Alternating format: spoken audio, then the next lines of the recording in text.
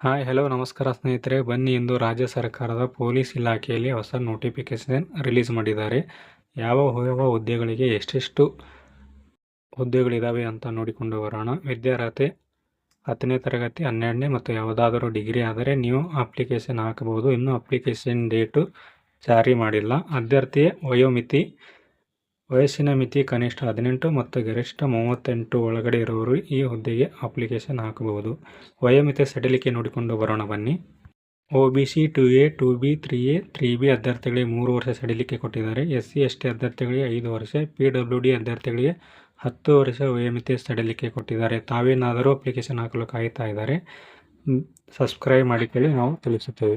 ಕಲ್ಯಾಣ ಕರ್ನಾಟಕ ಮತ್ತು ನಾನ್ ಕಲ್ಯಾಣ ಕರ್ನಾಟಕದಲ್ಲಿ ಎಷ್ಟೆಷ್ಟು ಹುದ್ದೆಗಳಿವೆ ಅಂತ ನೋಡಿಕೊಂಡು ಬರೋಣ.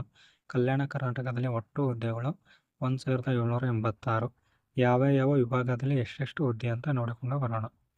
Sub inspector 5, armed police constable 275 ಕಲ್ಯಾಣ ಕರ್ನಾಟಕದಲ್ಲಿ, civil police constable 610, special reserve police constable 532, KSISF PC 364 ಮತ್ತು ನಾನ್ ಕಲ್ಯಾಣ ಕರ್ನಾಟಕದಲ್ಲಿ ಒಟ್ಟು ಹುದ್ದೆಗಳು 6390.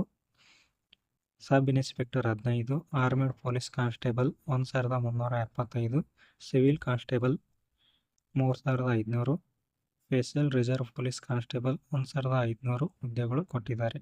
ನೀವೇನಾದರೂ ಪೊಲೀಸ್ ಆಗಬೇಕಂತ ಕನಸು ಹೊಂದಿದರೆ ಈಗ ಒಳ್ಳೆಯ ಅವಕಾಶ ಇದೆ. ನೀವು ಬನ್ನಿ ಸ್ನೇಹಿತರೆ, ಅರ್ಜಿ ಸಲ್ಲಿಸಲು ಬೇಕಾದ ದಾಖಲಾತಿ ನೋಡಿಕೊಂಡು ಬರೋಣ. ಆಧಾರ್ ಕಾರ್ಡ್ ಮತ್ತು ಪಾಸ್ಪೋರ್ಟ್ ಸೈಜ್ ಫೋಟೋ, ನಿಮ್ಮ ಸಹಿ, ಶೈಕ್ಷಣಿಕ ಸರ್ಟಿಫಿಕೇಟ್ ಮತ್ತು ಜಾತಿ ಪ್ರಮಾಣ ಪತ್ರ ದಾಖಲಾತಿಗಳು ಬೇಕಾಗುತ್ತವೆ.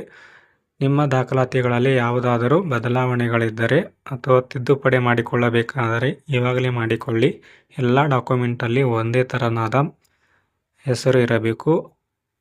ಸರಿ ಆಗಿ ನೋಡಿಕೊಂಡು ಸರಿ ಮಾಡಿಕೊಳ್ಳಿ. ಇನ್ನೂ ಕಾಲಾವಕಾಶ ಇದೆ ಸ್ನೇಹಿತರೆ. ಇನ್ನೂ ಅಪ್ಲಿಕೇಶನ್ ಡೇಟು ಬಿಡುಗಡೆ ಮಾಡಿಲ್ಲ ಸ್ನೇಹಿತರೆ.